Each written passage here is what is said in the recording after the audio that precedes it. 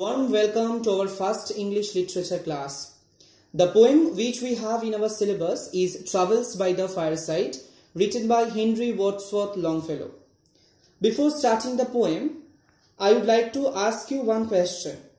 Students, I hope you all have the experience of reading the different storybooks. When you read the storybooks, you get names of different places, right? But do you ever always get an opportunity to visit that places mentioned by the author? No. You only get the idea from the book. So here also the poet has been described as an armchair traveler. Let me define what is armchair traveler. Armchair traveler means a traveler who talks about being a traveler but does not have any experience of traveling. Before starting the poem, I will give you some basic information about the poet. He is one of the most eminent American poets. He is famous for writing the poem for the children especially, and he is known for his use of simple language. His poems are known for their musicality, and he often presented stories of mythology and legend. He was interested in common life and found beauty in daily activities. As a result, his poems have a good quality that people could identify with. Now, let us start the poem. I will explain the poem line by line. So before that, please be ready with your book and exercise book and note down the important meaning and the meanings of the different phrases. Let me explain the first line. The ceaseless rain is falling fast, and yonder gilded ven, immovable for 3 days past, points to the misty main. Here the poet extols the joys of armchair. He paints a cozy indoor scene. He placed himself by a roaring fire in his library, while it rains continuously outside. The ceaseless rain means it has been raining continuously, and due to the heavy rain over there, the whole atmosphere was looking very fresh and bright. It has been raining for last 3 days, that is why the poet was not moving from his own place, and it has been making the mainland very shiny and foggy. Here the meaning ceaseless is continuously falling, continuously raining.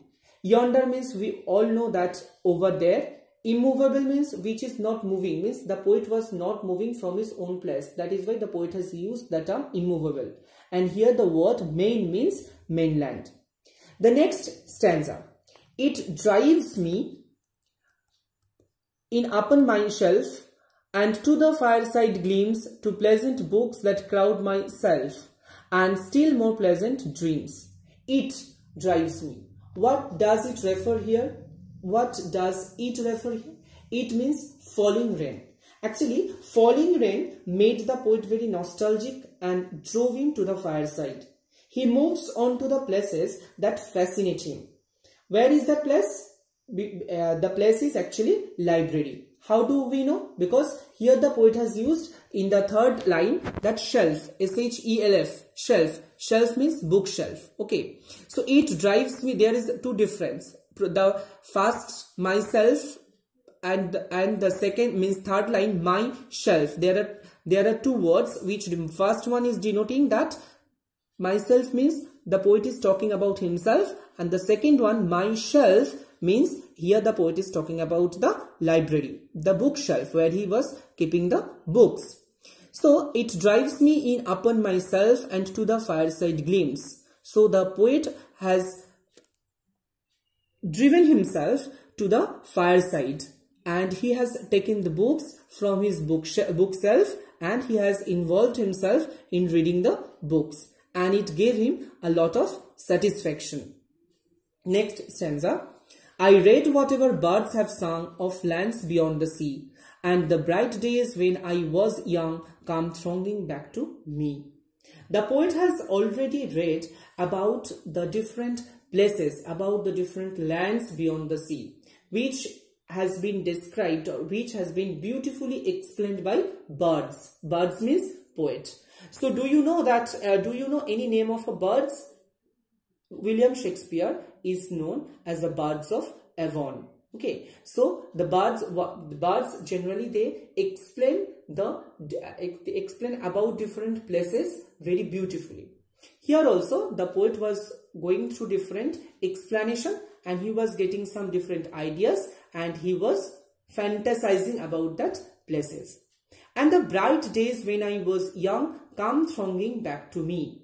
The poet was also recollecting the memories of his youth, and these memories have congested in his mind, and it gave a lot of satisfaction also. Next line, in fancy I can hear again the alpine torrents roar, the mule bells on the hills of Spain, the sea at Elsinore. I see the convent's gleaming wall rise from its groves of pine, and towers of old cathedrals tall, and castles by the Rhine. So here in fancy means the poet was fantasizing.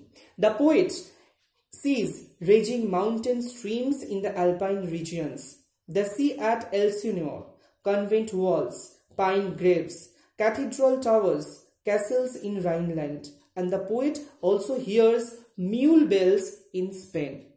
The poet visits Alps, Spain, Denmark, Rhineland, and vast stretches of ocean. How? By reading the storybook, by reading the books of different authors, by reading the books, by reading different explanation of different poets, and that is why he has collected different ideas, and by recalling these ideas, by gathering this knowledge, he fantasized that he has already visited the place, and it gave him a lot of satisfaction. It refreshes his mind always, but he has no real experience of traveling to any particular places. So like this way, the poet has beautifully described his own thought to us. So today I have described up to this. In our next class, we will continue the chapter.